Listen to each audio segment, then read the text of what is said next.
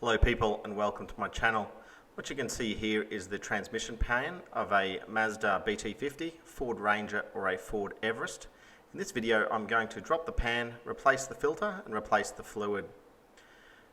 To have easy access to the bolts to remove the pan, you need to remove the shift lever and the bracket. You can get just a small pry bar or a screwdriver and pop the end off where it connects to the shift lever. Then there are two 12mm bolts. You'll need a long extension socket to be able to reach over that front drive shaft to be able to undo those bolts. Once those bolts are undone, just move the bracket and the cable all out of the way. Moving now on to the other side of the transmission. At the front, in between the transmission case and the exhaust pipe, there is a small cover that covers the dipstick. This is also the fill point for the transmission. You'll need a 19mm spanner to undo this cover, and it is in an incredibly awkward position to get to. Once you've loosened it with the spanner, you'll be able to undo it with your fingers. When you remove this metal cover, it'll come out with the dipstick already attached. Looking at this dipstick here will be the first chance that you'll have of actually seeing the colour of your transmission fluid. Hopefully it's not too dark, and you'll also note that it is quite high up on the dipstick because the engine at this stage is not running.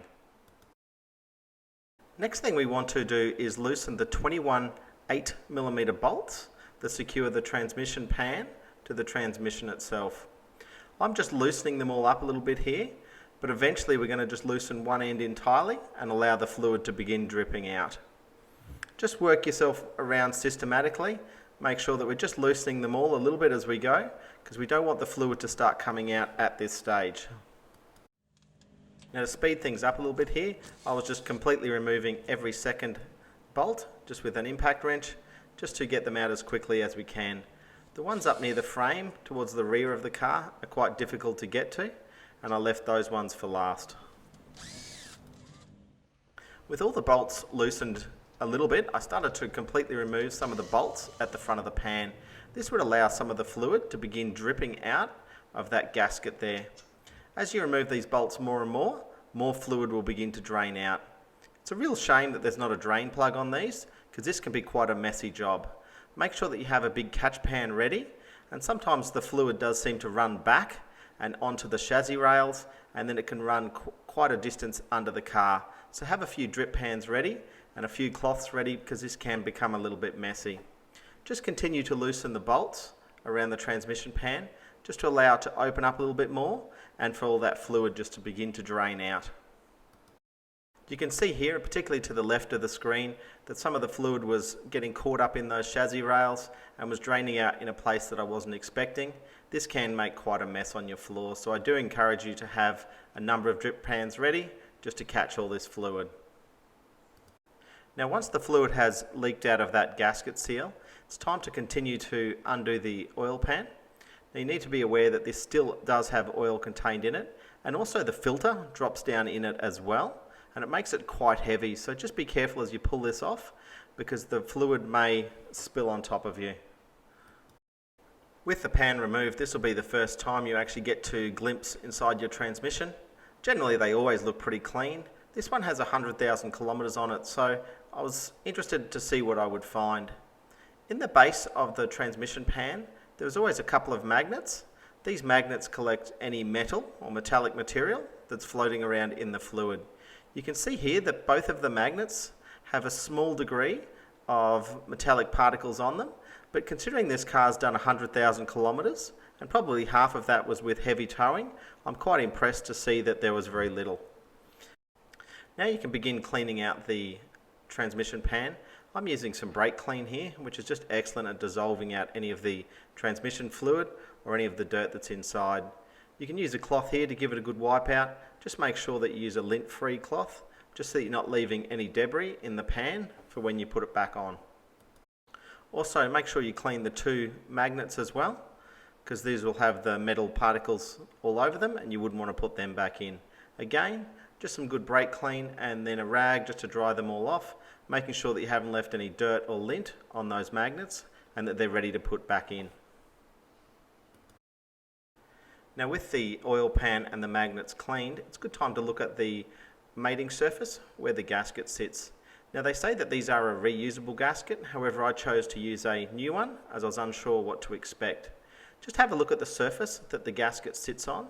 Be aware that it's the rubber component of the gasket that actually does the sealing, not the metal component. So you can see a little bit of dirt or corrosion on the outer lip of that pan, but that's okay because it's actually sealing on the rubber section, which is more on the inside of the pan, and that part of it is quite clean. It's good practice while you're here as well to clean the bolts. Just make sure that they've got no transmission fluid on them and that the threads are cleaned, making reassembly easy. Now, hopping back underneath the vehicle, you just want to have a look at the mating surface of the gasket again, making sure that there's no dirt or oil, and I like just to assemble that nice and dry. Also make sure where the filter sits in, there's a rubber grommet that sits on the neck of the filter. Make sure that none of that is stuck into the hole from the old one. Here's the new one. I don't lubricate this at all, I just sit it up in there. If you lubricate that rubber seal, the filter won't sit there, and you can see it only just hangs there anyway, so if you was to put some transmission fluid onto that seal, it'll just fall out and become quite difficult to put back together. I've also just lined the gasket up onto the pan with a bolt, just making sure that everything's lined up.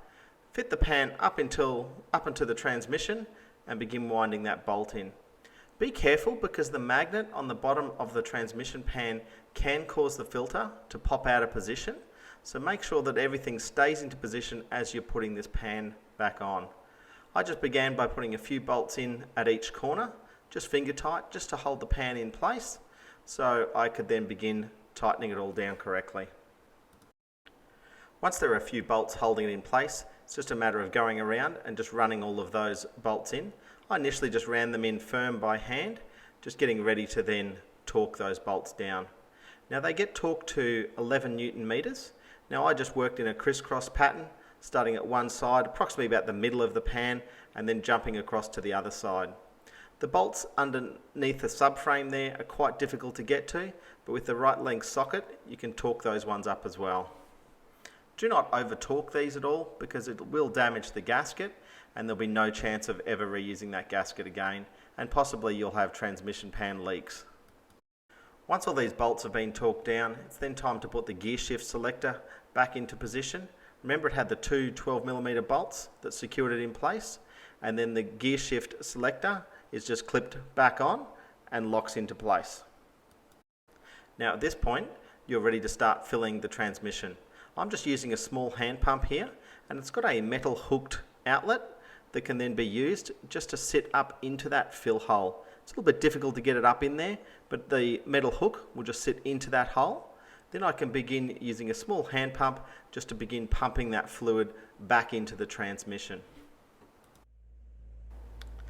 Now I drained around about 6.5–7 litres of fluid out of this transmission. So I've put about 5 litres of fluid back in, and at this point I've just started the engine and just run it through all of the different gears.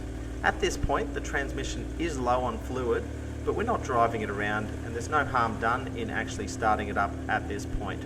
But this gives it a chance for all the fluid to go back in through the torque converter and through all the solenoids, and also to fill up the filter itself. I then added about another litre of fluid into the transmission, and then I was getting ready to begin actually checking the level. I didn't want to overfill it, so it's best to be cautious here. Now, having a look at this dipstick here, you can see that there are two hashed regions. One's called A and one's called B. The A region is showing you a full level when it's cold, and the B region is showing a full level when it's hot. Now the transmission dipstick has to be used while the engine is running, so start the vehicle. Again, just go through the range of gears, remembering if you've got this up on jack stands that you don't actually want the car to move, and while the vehicle is still running, you need to position your hands up in between the exhaust and that transmission case to drop in that dipstick. It's quite difficult to get it into that correct hole. Make sure that you practice a few times before you start the engine.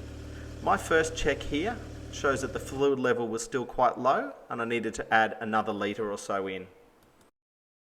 Now with that extra fluid added, doing a second check here shows that the fluid level has come to the top of that A crosshatched section, showing that it's at the correct level for the fluid being cold. Obviously this fluid isn't hot, the engine's only been running for a minute or so. I have no idea how you could check this with the engine actually running hot, as that exhaust is just too close to the transmission to be able to reach in there.